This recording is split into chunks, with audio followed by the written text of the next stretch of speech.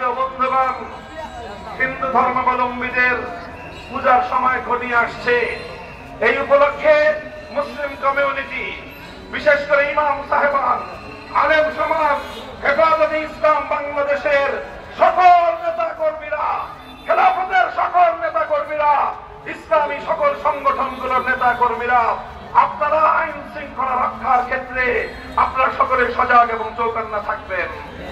ইনশাআল্লাহ আপনারা যদি এভাবে দায়িত্ব পালন করতে থাকেন, আর আমাদের চূড়ান্ত লক্ষ্য মনে রাখবেন, বৈষম্যহীন সমাজ, ইনসাফপূর্ণ সমাজ।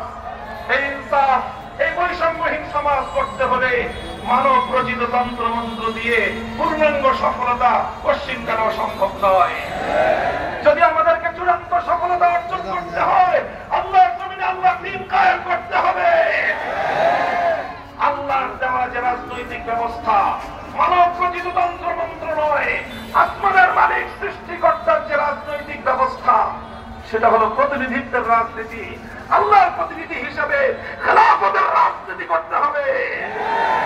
আমরা আপনাদেরকে উদাত্ত আহ্বান জানাই, আসুন বাংলাদেশ খেলাফত মজলিসের পতাকা তলে, ইয়াং জেনারেশন যুব মজলিসের পতাকা তলে ছাত্ররা ছাত্র মজলিসকে তোমাদের শিক্ষা প্রতিষ্ঠান হিসেবে গ্রহণ করে নাও।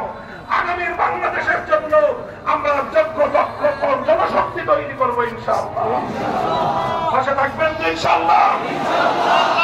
আমার পৈতৃক এলাকা মুন্সিগঞ্জের মাটি ও মানুষের কাছে আপনাদের ভাই হিসেবে, আপনাদের সন্তান হিসেবে আবার ইনশাআল্লাহ দেখা হবে। আপনাদের সাথে রাজপথে দেখা হবে, আন্দোলনের মাঠে দেখা হবে, সংগ্রামের মাঠে দেখা হবে।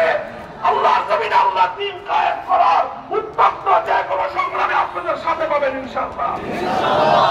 ওয়া আখিরু দাওয়ানা আলহামদুলিল্লাহি রাব্বিল আলামিন। আসসালামু আলাইকুম ওয়া রাহমাতুল্লাহ।